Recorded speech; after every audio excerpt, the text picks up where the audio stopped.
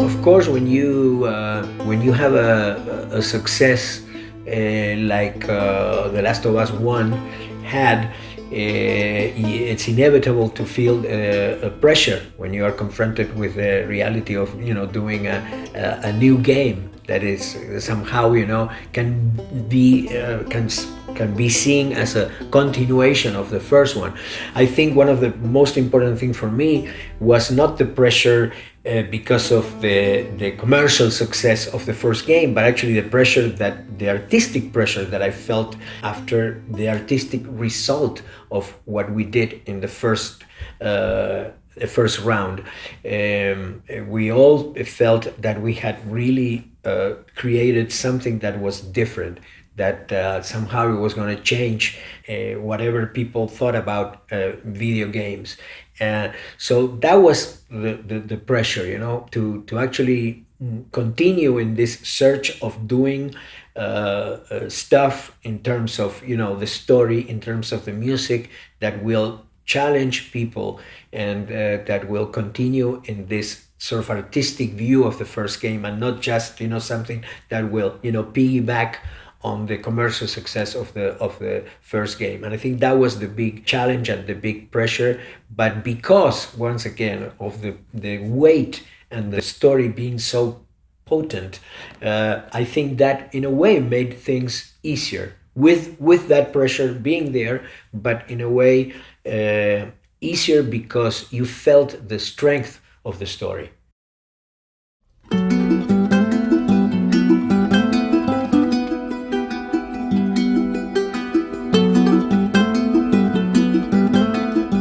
One of the funny things really about this second edition of The Last of Us Part 2 was the fact that I am in the game.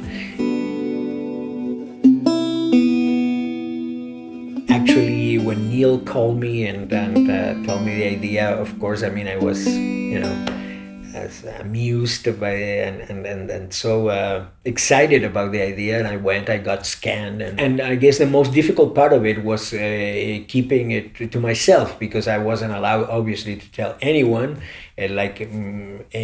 Anything else in The Last of Us, you're working in a very top secret situation, and that was for 3 years that we couldn't talk to the press or say anything to anyone.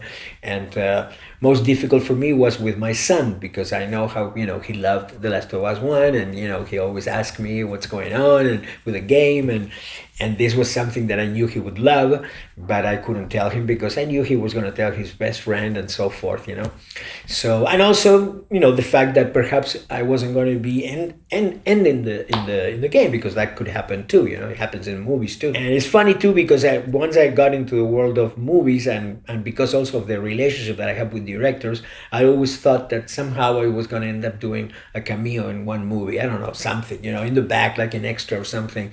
But that never happened, and really my first cameo is in a video game. But I'm very, very happy and very grateful for everything related with The Last of Us.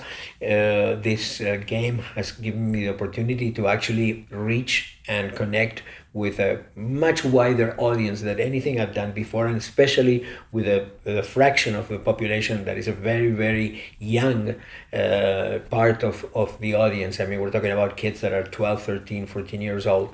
And although I've done many things in my career is kind of like marked by this diversity. I've produced other artists. I have my own solo projects. I've been in bands.